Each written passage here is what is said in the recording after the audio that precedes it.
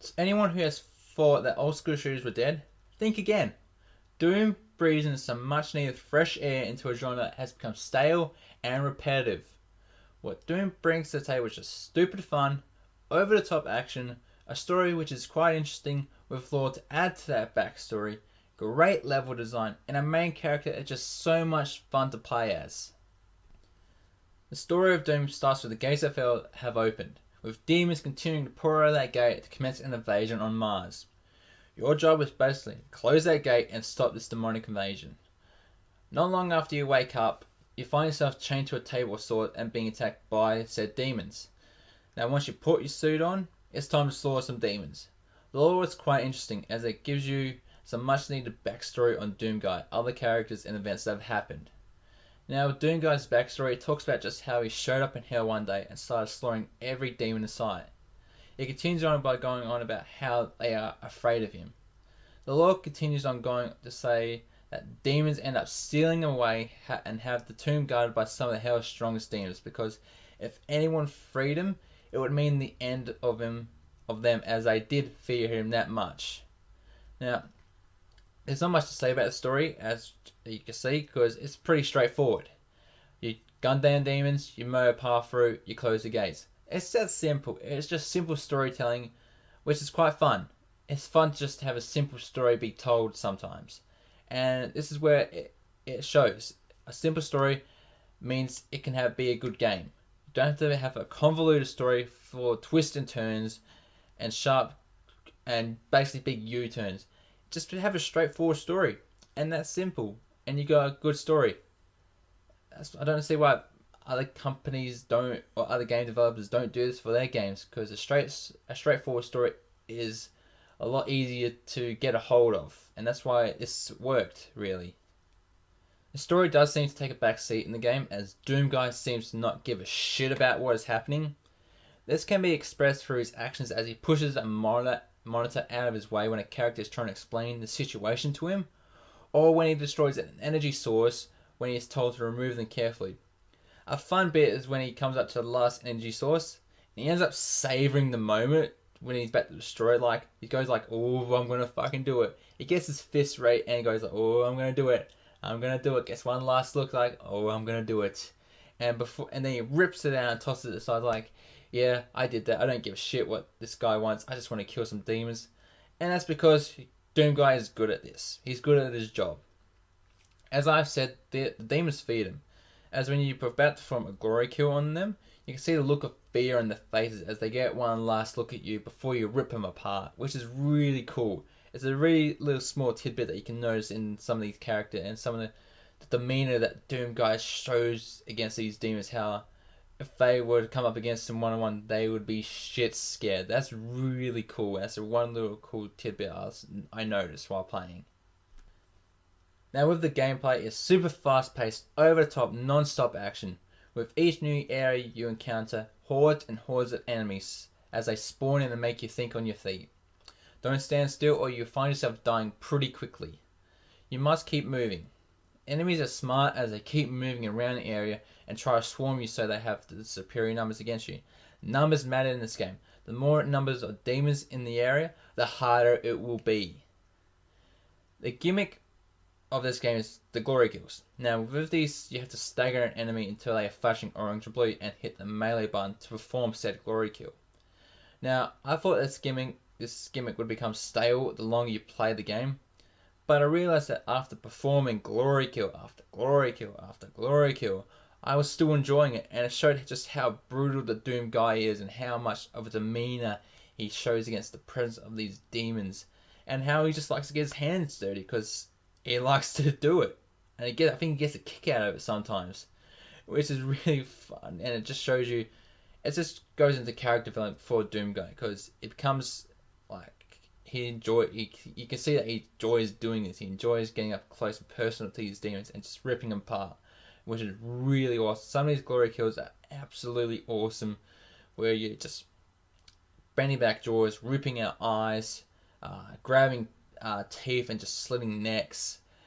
Some of these are pretty brutal as well, and I enjoy some of them because they're really fun to watch and really fun to perform and trying to find new ways to perform the glory kills, because you go target each body part to find a new glory kill, and some of them are pretty fun to, pretty hard to get because you got to be in a certain part of the body to perform them.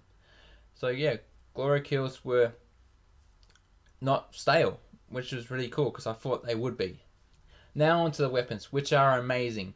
You have a handy dandy shotgun, a double barrel shotgun, a pistol, a heavy assault rifle, a ghost cannon, a plasma rifle, a chain gun, a chainsaw, a rocket launcher, and the BFG 9000, or whatever everyone else likes to call it, the big fucking gun.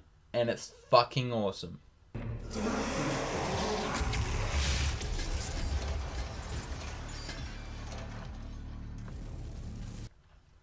Nearly all the weapons are upgradable.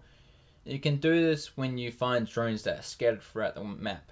And once you unlock these weapon upgrades, you unlock weapon points by completing objectives or killing demons throughout maps. So there's about, say about 8 weapon points each map to unlock, 3 objectives and 5 just killing demons really. So yeah, there is enough reward here to push you forward to upgrade every single weapon throughout the game. The map designs are phenomenal. They are large and expansive, and the map is filled with environmental traversal, suit upgrades, Argent cells, rune trials, and multiple secrets, which are really fun to try and find. The suit upgrades allow you to differ how you want your playstyle to be, as you can upgrade your map detection so you can find secrets easier on your, or you can upgrade your environmental damage so you don't take damage from barrels. Argent cells allow you to increase your health, ammo, and armor, and sometimes this can help. You can upgrade your health first, then you can go to your armor, or you can just upgrade your ammo. Now with the rune trials, you put through the ringer as you aim to complete an objective within a time limit. This can be with a certain weapon or a certain status, like I know a shotgun, or a status can be like once you kill a demon, you have 3 seconds to move to another area. And once the 3 seconds up, you can't move until you kill another demon, which is really hard. Once you complete these rune trials, you can place them in your rune slots, and you will receive some sort of perk. Secrets are fun and interactive, as you can find old Doom levels by pulling a lever that is hidden, or you can find little Doom Guy figures, which even Doom Guy might even give a little fist bump to. The first time you walk onto Mars servers, your jaw should probably drop as it's an amazing set piece and the graphics look amazing. And hell just looks like hell, really.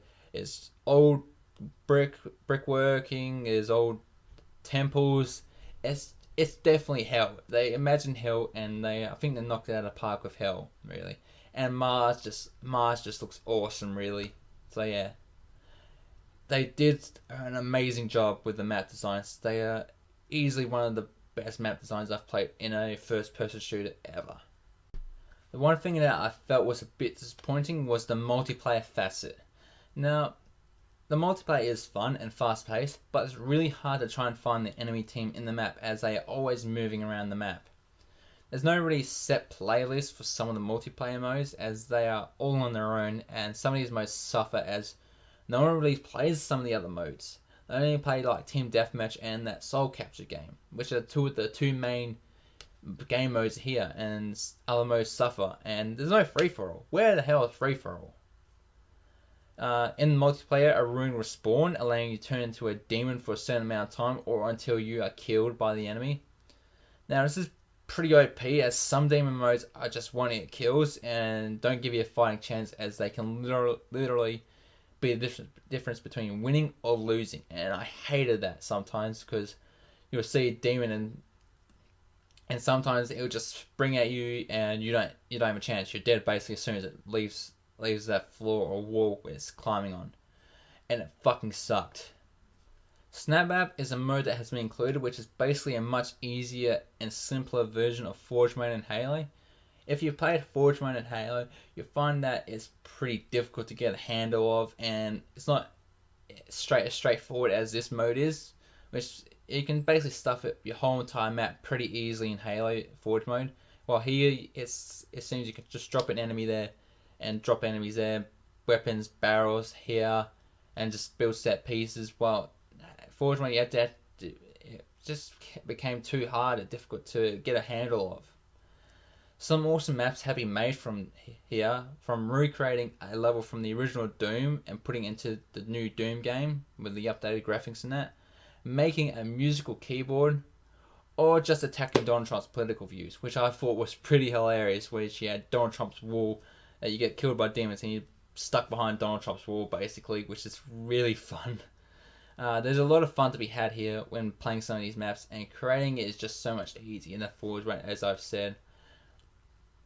This should be the cornerstone. This should be the flagship of how to create a map really easily and really simple. Not have all this convoluted stuff. Just make it simple, and people will make great maps. I have thoroughly enjoyed my time playing Doom, which just went over 13 hours on the campaign, and I didn't experience any bugs that I could find. I'm not gonna lie, I was a bit worried when this game was in development hell, and I thought it would never see the light of day again. And if it did, would it be terrible? Thankfully, the daddy of all shooters returns, and with a big bang might I add, and it didn't disappoint me one bit. Doom shows you can go back to your roots of gameplay with minimal story details and still have a great time. This is a great game for fans of the original and even newcomers to the series. This is a must-have. So, my final score is a 9 out of 10. I really wanted to give it a high score, but I think it's around about par, as the multiplayer was a major letdown and the campaign was just stupid fun that harkens back to the roots of the original game. So I hope you enjoyed my review of Doom. Don't forget to leave a like, comment, share, and maybe even subscribe. But until next time everyone, I'm Kyle Tander, and I'll catch you later.